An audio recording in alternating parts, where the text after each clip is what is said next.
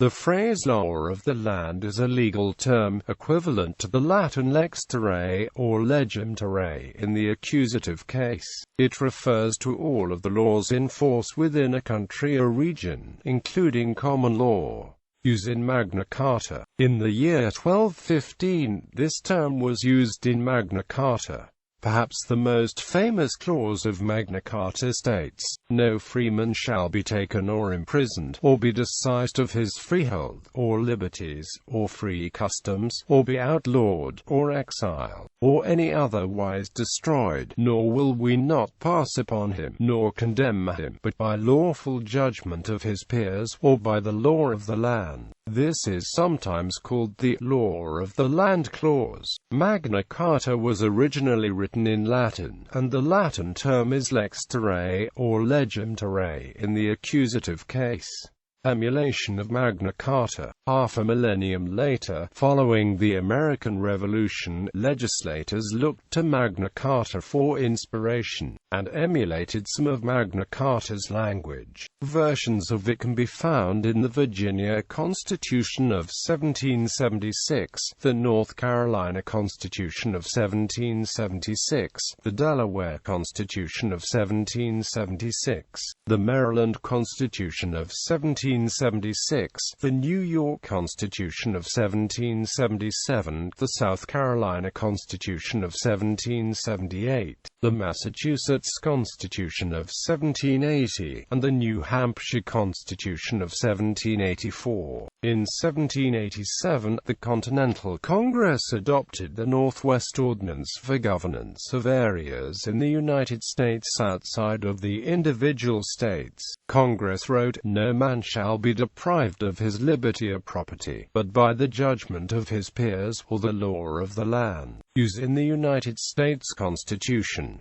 This term was used in 1787 to write the Supremacy Clause of the United States Constitution. The Supremacy Clause states, "This Constitution, and the laws of the United States which shall be made in pursuance thereof, and all treaties made, or which shall be made, under the authority of the United States, shall be the supreme law of the land."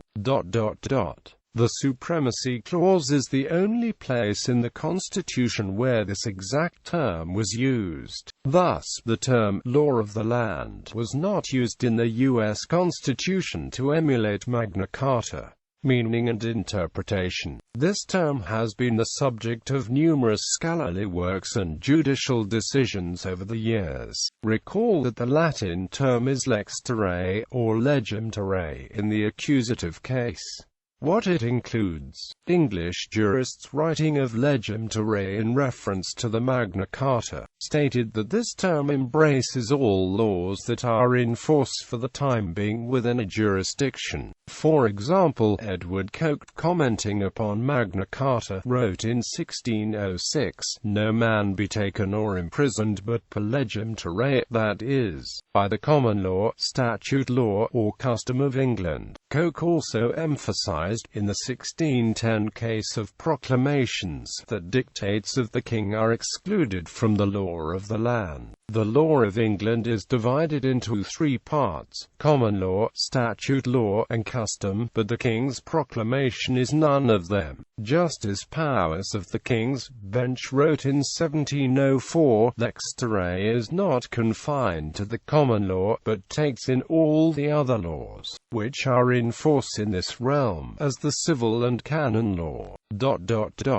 Judges have sometimes said that the words "law of the land" refer to very particular legal requirements. For example, William Bereford, Justice of the Common Pleas, is recorded as saying in 1308 that the then existing law of the land required one to be summoned by two summoners. Similarly, Massachusetts Supreme Court Justice Lemuel Shaw wrote that Lord Coke himself explains his own meaning by saying, "The law of the land, as expressed in Magna Carta, was intended due process of law, that is, by indictment to presentment of good and lawful men."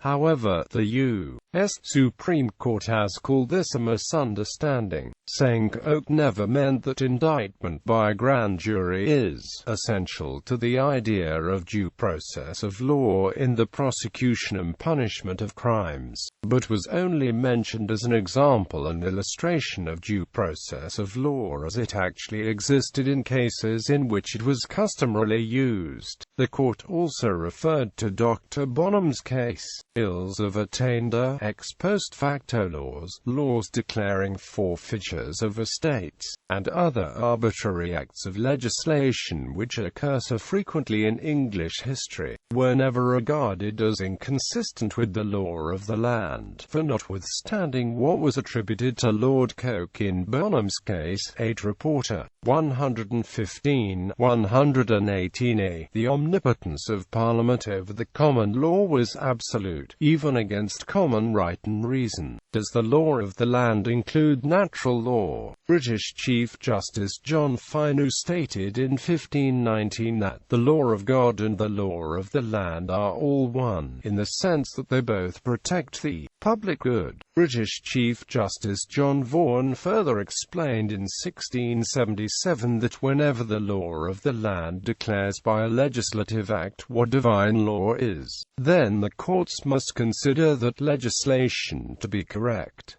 Equivalent to due process. In 1606, Lord Coke equated this term to due process of law, but by the law of the land. For the true sense and exposition of these words, see the Statute of 37 DDW 3 Cap. 8, where the words, by the law of the land, are rendered, without due process of law.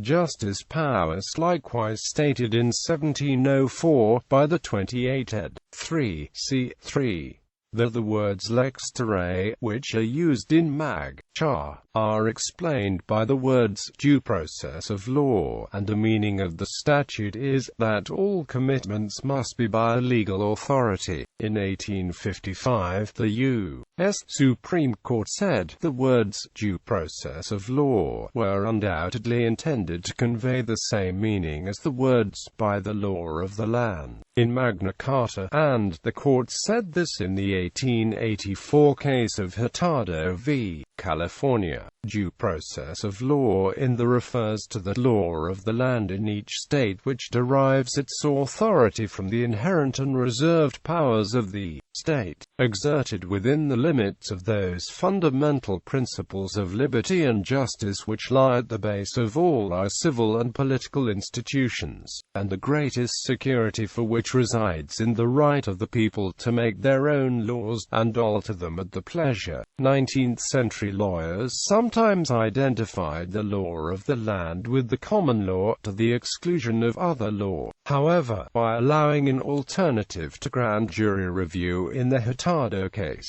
the court allowed a procedural reform that reasonably departed from the common law. In doing so, the court said the law of the land in each state should conform with fundamental principles of liberty and justice.